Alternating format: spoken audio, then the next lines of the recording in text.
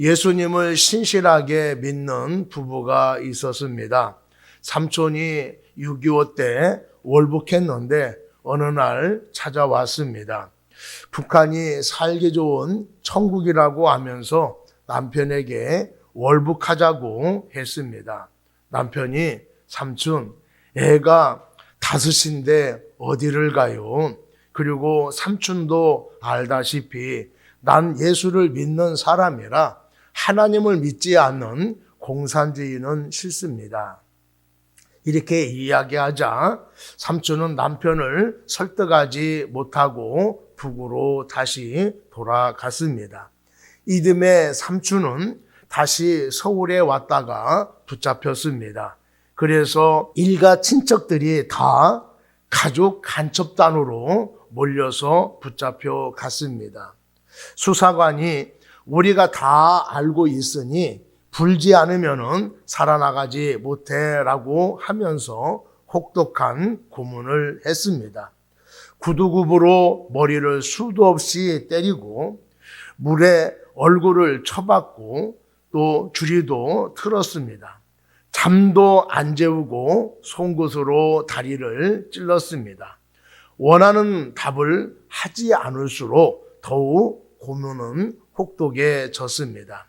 고문을 할 때에 식구들이 비명소리를 들을 수 있도록 일부러 문을 열어 놓았습니다.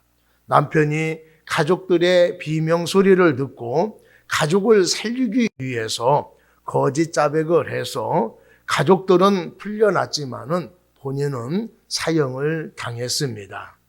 교인들도 간첩 가족이라고 손가락질하며 상대도 하지 않았습니다.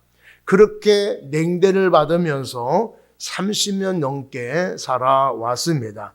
정말 힘들고 어렵게 살아온 세월이었습니다. 재심을 청구해서 재판부는 무죄라고 선고를 했습니다. 그동안 간첩의 아내로 살아야만 했던 30년간의 고통도 끝나는 순간이었습니다. 간첩의 자식이라는 한 맺힌 올무가 풀려지게 되었습니다. 희롱, 모욕, 수치 당하는 거 참기 힘듭니다. 특히 혹독한 고문은 없는 죄도 있다고 자백하게 만드는 무서운 힘을 가졌습니다. 수많은 사람들이 고문을 이겨내지 못하고 거짓 자백을 합니다. 오늘 말씀은 예수님께서 잡혀가셔서 희롱당하고 신문받는 내용입니다. 예수님께서 대제장들과 서기관들에 의해서 잡히시고 신문을 받으시는 것은 죄가 있어서 붙잡히고 힘이 없어서 희롱당한 것이 아닙니다. 하나님의 뜻을 성취하시려고 붙잡힌 것입니다. 붙잡히신 예수님께서 전직 대제사장이었던 안나스의 집에 끌려가서 밤에 신문을 받았습니다. 유대인들은 밤에 신문하는 것이 불법입니다. 그런데도 밤에 신문했다라고 하는 것은 그만큼 절박했다라는 것인데 증거를 찾지 못했습니다. 그날 밤에 예수님은 대제사장의 종들에게 밤새도록 희롱과 모욕을 당했습니다. 날이 새자 공회원들이 소집되어서 정식으로 신문이 진행되었습니다. 증거를 찾기 위해서 내가 그리스도냐라고 다그쳤습니다. 어떻게 해서든지 로마의 반역자로 만들어서 죽게 만들려고 신문을 하고 있는 것입니다. 오늘 본문에 예수님이 어떤 분으로 나타나고 있는지를 살펴보려고 합니다. 오늘 첫 번째로 희롱과 모욕을 당했는데 침묵하셨습니다. 대제사장의 종들이 긴 밤에 무료함을 달래기 위해서 예수님을 심심풀이 대상으로 삼았습니다. 63절에 보면은 지키는 사람들이 예수를 희롱하고 때리며 65절에 이 외에도 많은 말로 욕하더라라고 말씀을 하고 있습니다. 희롱한다라고 하는 말은 무엇을 가지고 놀다라고 하는 뜻을 가지고 있습니다.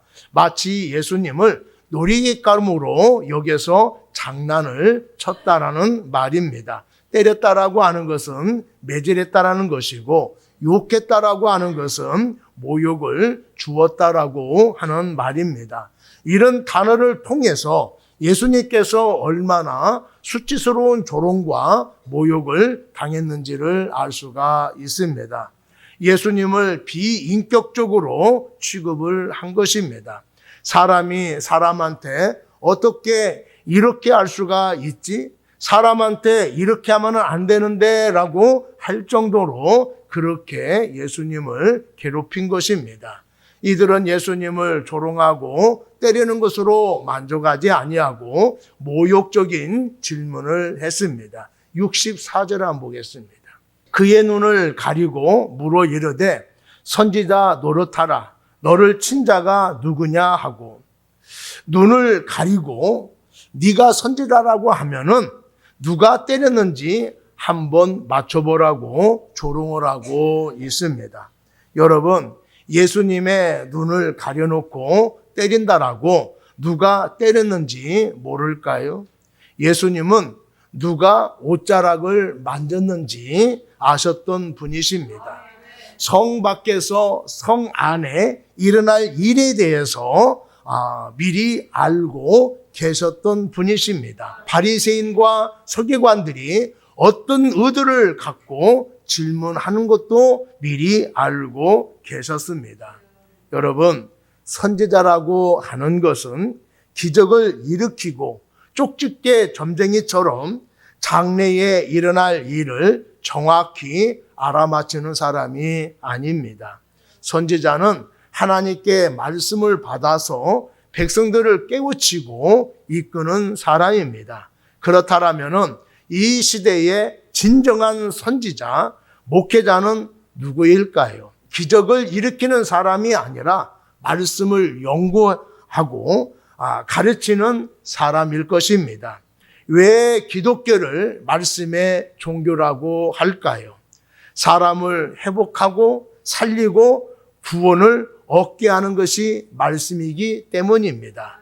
그래서 어떤 것보다도 말씀이 중요한 것입니다. 여러분은 이 사실을 명심해서 이적을 행한다라고 떠들며 사람들을 현혹하는 사람들보다 오히려 말씀을 잘 가르치는 목회자를 존경하고 늘 말씀을 앞세우며 신앙생활하는 여러분이 되기를 바랍니다. 죄 없는 예수님을 조롱하고 욕하고 뺨을 손바닥으로 때리고 주먹으로 얼굴을 때리기도 했습니다. 이렇게 조롱당하고 때리는데 예수님은 침묵만 하고 있습니다.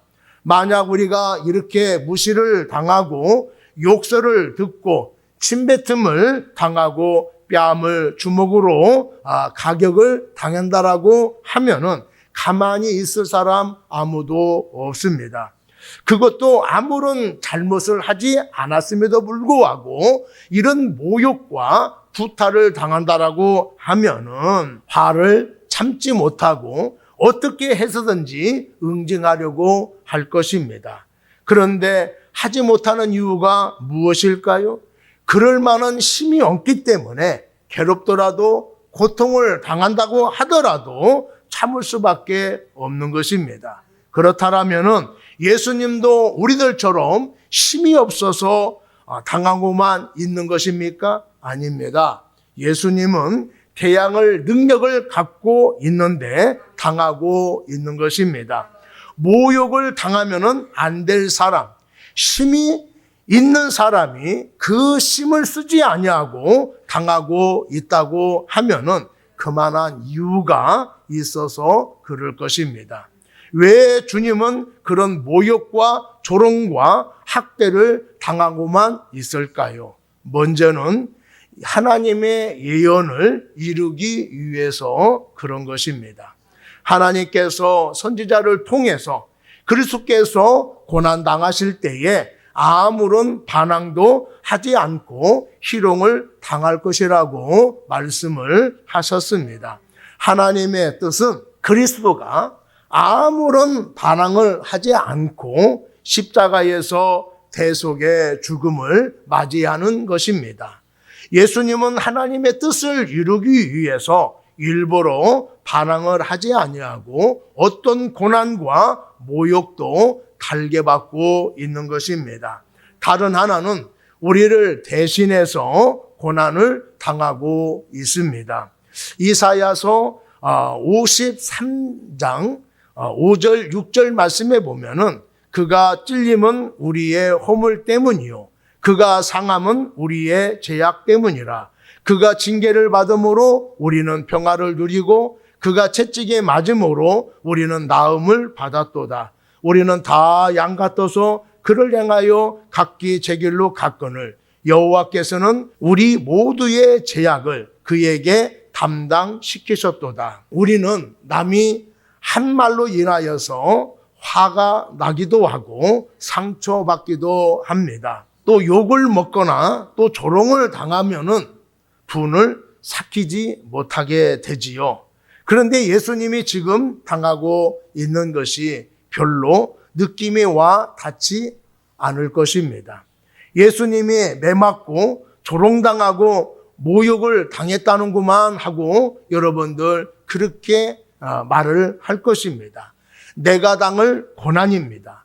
내가 받을 희롱이지요. 내가 당할 모욕을 예수님이 대신 당하고 있는 것입니다. 예수님은 네가 당하는 것보다 내가 당하는 것이 낫다라고 생각해서 당하고 있는 것입니다. 왜 내가 당해야 될 고난을 예수님께서 대신 당하고 있을까요? 나를 사랑해서 그렇게 하고 있는 것입니다.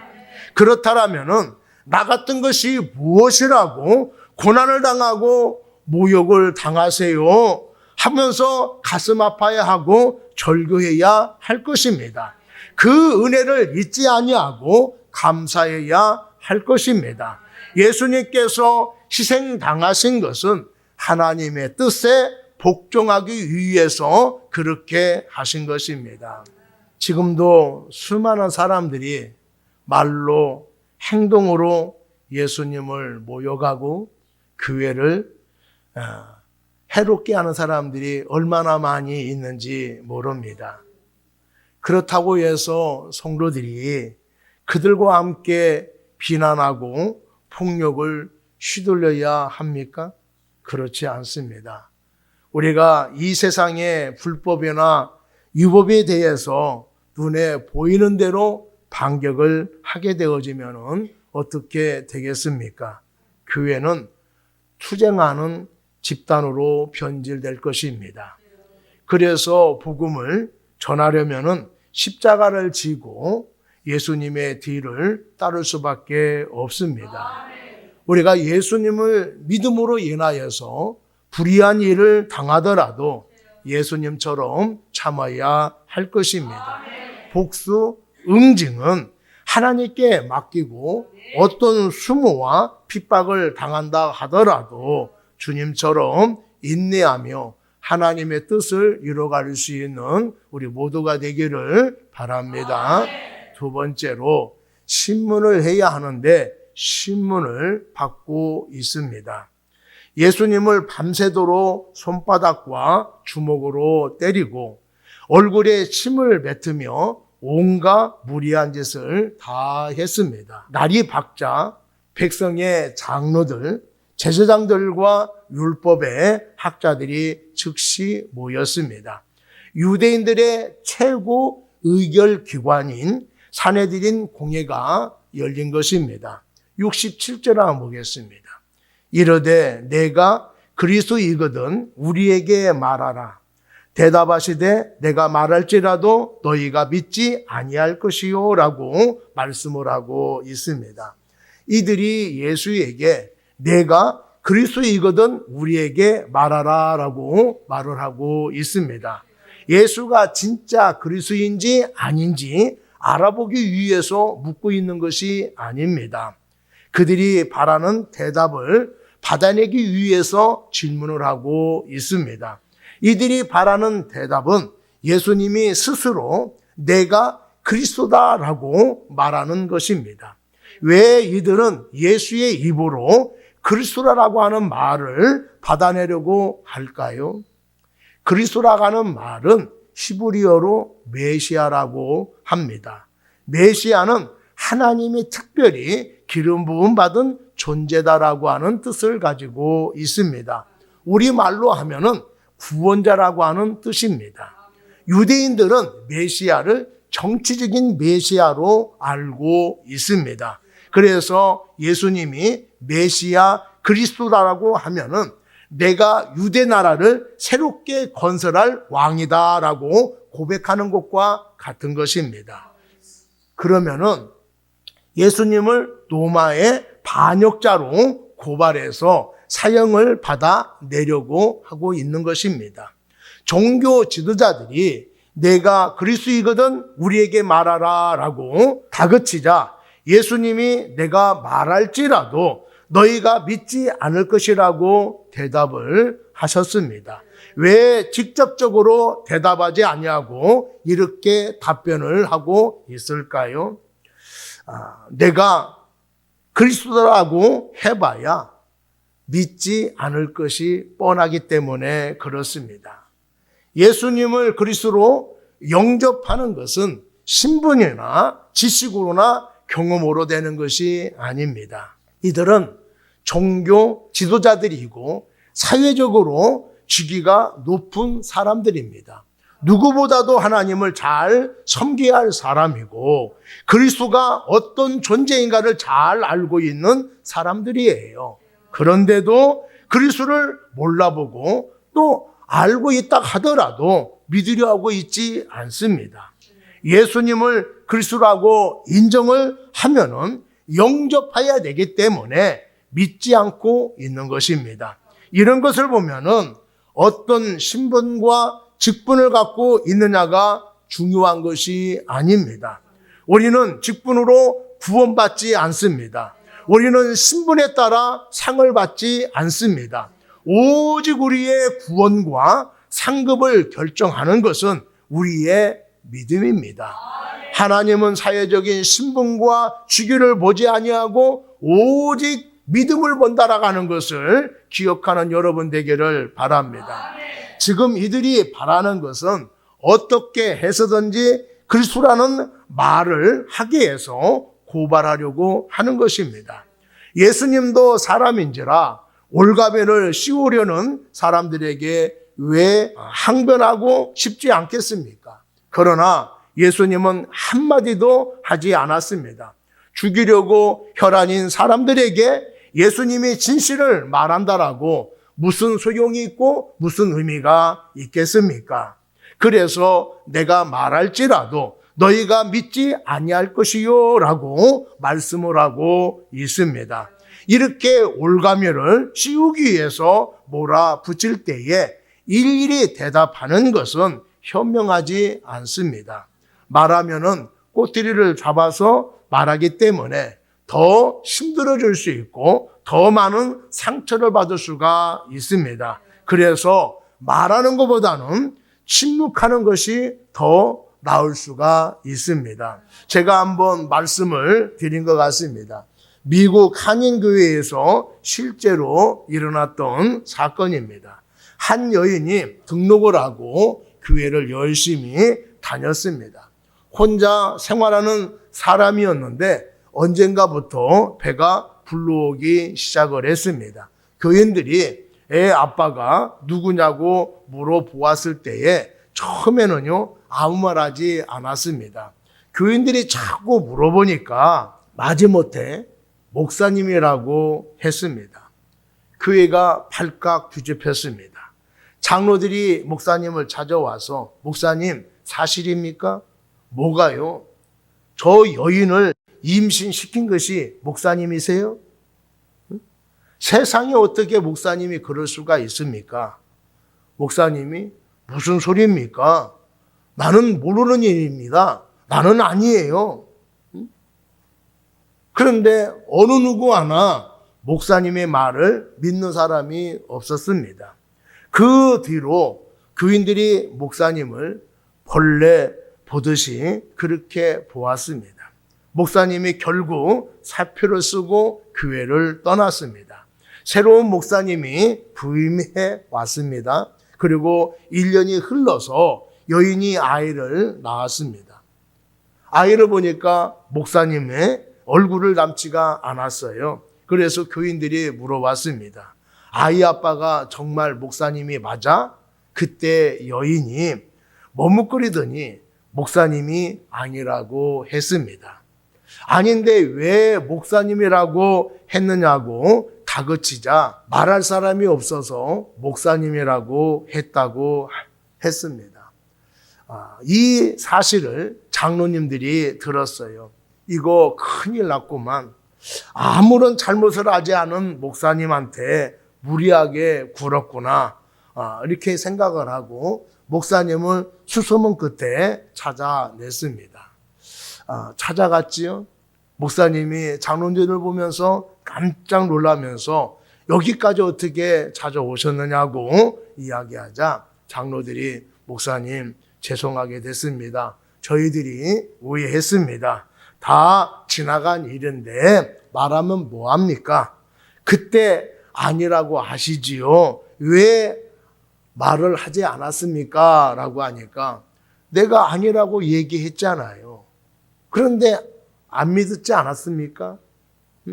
그런데 안 믿고 있는데 내가 더 이상 말을 하면은 뭐 하겠습니까? 이렇게 얘기를 했어요. 그래서 장로님들이 저희들이 잘못했으니까 지금이라도 우리 교회 가서 우리를 담임해 주세요라고 이야기하니까 이 목사님이 다 지나간 일인데 지금 뭐 이 얘기해서 못하겠습니까? 라고 하면서 새로 부임해 오신 목사님 잘 섬기십시오 라고 그렇게 했다고 합니다. 오해가 풀렸다니 이제 되었어요. 그러니까 돌아가세요 라고 했다고 합니다. 우리가 어려운 일을 당할 때에 내가 한 것이 아니라고 적극적으로 말해야 하겠지만 그게 능사가 아니라는 것을 알아야 합니다. 나는 그런 일 한 적이 없다. 왜 내 말을 못 믿느냐? 어떻게 해야 내 말을 믿겠느냐고 해봐야 아무런 소용이 없습니다. 경우에 따라서는 많은 말을 쏟아내야 할 순간에 침묵하는 것이 훨씬 나을 때가 있습니다. 기다리는 거 정말 힘든 일이지만은 진실이 밝혀질 때까지 아무 말하지 아니하고 기다려야 합니다. 진실은 언젠가는 밝혀지게 될 것입니다. 세 번째로 절망적인 상황 속에서 미래의 영광을 바라보셨습니다. 종교 지도자들이 내가 그리스도냐라고 물었을 때에 직접적인 대답을 하지 아니하고 침묵을 하셨습니다. 그러다가 예수님께서 굉장히 중요한 말씀을 하셨습니다. 69절을 한번 보겠습니다. 그러나 이제 후로는 인자가 하나님의 권능의 우편에 앉아 있으리라. 이 말씀을 통해서 예수님이 누구이며 무슨 일을 하는 존재인가를 분명하게 말씀하신 것입니다. 이런 말씀을 하신 상황을 우리가 생각해 보면은 참으로 의미 심장한 말씀인 것을 알 수가 있습니다. 예수님께서는 이미 밤새도록 매질을 당하고 온갖 욕설을 들으면서 괴롭힘과 모욕을 당했습니다. 누구나 이런 비인간적인 폭력과 모욕을 당하면은 치가 떨릴 것입니다. 어떻게 해서든지 로마 정권에 대항하는 자로 올가미를 씌워서 죽이려고 혈안입니다. 그러니 얼마나 절망스러운 상황입니까? 힘이 쫙 빠지면서 이제 끝장났구나, 이제 죽었구나 라고 하는 절망할 수밖에 없는 그런 상황입니다. 그런데 예수님은 사내들인 공회원들을 향하여서 비난의 말을 하거나 위협적인 행동을 하지 아니하고 자신에게 있을 미래의 희망의 말씀을 하고 있습니다. 지금은 희롱과 모욕을 당하더라도 곧 하나님의 보좌 우편에 앉아 세상을 다스릴 것을 생각하시고 말씀을 하신 것입니다. 절망적인 상황 속에서 영광스러운 모습을 내다보고 있는 것입니다. 믿음을 가지고 있는 성도라고 하면은 고난과 핍박 앞에 어떻게 해야 하겠습니까? 고난 자체를 바라봐서는 안 됩니다. 예수님은 현재의 밖에 상황이 아닌 앞에 있는 희망을 내다보셨기 때문에 업신여긴 당하고 모욕을 당하더라도 이겨낼 수가 있었습니다. 우리들도 고난당하고 힘든 현재의 상황만 바라보면 안 됩니다. 하나님의 역사하심을 믿고 미래를 바라볼 때에 희망이 생기고 새 힘이 생기는 것입니다. 지금 힘들고 어렵더라도 하나님이 단련해서 순금같이 되어 나올 것을 믿고 매일 확신하면서 살아갈 수 있는 우리 모두가 되기를 바랍니다. 이제부터는 인자가 하나님의 권능의 우편에 앉아 있으리라 라고 하는 말이 무엇을 의미하는지 공회원들은 알고 경악해서 소리를 쳤습니다. 70절 한번 봅니다. 다 이르되 그러면 내가 하나님의 아들이냐 대답하시되 너희들이 내가 그라고 말하고 있느니라 라고 대답을 하셨어요. 여기서 내가 그니다 라고 하는 말은 너희들이 내가 하나님의 아들이라고 말하고 있지 않느냐라고 하는 그런 말씀이에요. 너희들이 말한 대로 내가 하나님의 아들이다라고 말씀을 하고 있는 것입니다. 이들이 듣고 싶은 말이 내가 그리스도다라고 하는 말이에요. 그래서 예수님께서 내가 그리스도라고 할지라도 내가 그리스도라고 하면은 죽을 수밖에 없는 그런 상황입니다. 그러면 내가 살려고 한다라면은 그리스도이지만은 아니라고 해야 되잖아요. 또 이들이 지금 죽이려고 혈안이잖아요. 어떻게든지 간에 그리스도라고 하는 말을 받아내가지고 예수님을 죽이려고 하는 이 상황 속에서 내가 그리스도라고 하는 말을 하면은요, 그냥 죽게 되어지는 거예요. 그러면은 살기 위해서, 후일을 도모하기 위해서 아닙니다 라고 말할 수도 있는데 예수님께서는 그리스도라는 제목을 부정하지 않고 받아들이고 있습니다. 내가 그리스도라고 말했다. 너희들 나를 죽이려면 한번 죽여봐라 라고 이렇게 말씀을 하고 있는 거예요. 그랬더니 유대 종교 지도자들이 기세 등등해서 우리가 그가 말하는 것을 직접 들었으니 무슨 증거가 필요하겠느냐라고 이야기하고 있습니다. 원하는 자백을 받아냈기 때문에 더 이상 신문할 필요가 없게 되어진 것입니다. 이제 로마 권력에 대항하는 자로 고소해서 사형시키면 되는 것입니다. 자신이 하나님이 아닌데 하나님이라고 한다든지 하나님의 아들이 아니면서 하나님의 아들이라고 하면은 그것은 신성 모독죄에 해당이 될 것입니다.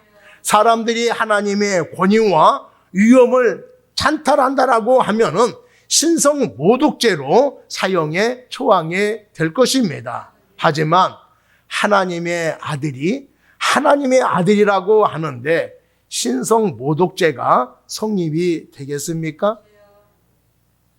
모르니까 이렇게 추궁을 하게 되어지는 거예요. 예수님을 부정하는 사람들은 예수님이 자신이 하나님의 아들이라고 한 번도 주장한 바가 없대요. 후대에 추종하는 자들이 날조한 것이라고 말을 하고 있습니다. 예수를 믿지 않는 사람들은 종교 지도자들이 예수가 그리스도라고 해서 사형시킨 것에 대해서 찬성표를 던지고 있습니다. 세상은요, 예수님이 아직도 4대 성인 중에 한 사람이라고 말하고 있는 거에 대해서 아무런 시비도 아무런 반대도 하고 있지 않습니다. 그런데 그때뿐만 아니라 지금도 마찬가지로 예수님이 하나님의 아들이라고 하면은 믿지 아니하고 불끈합니다.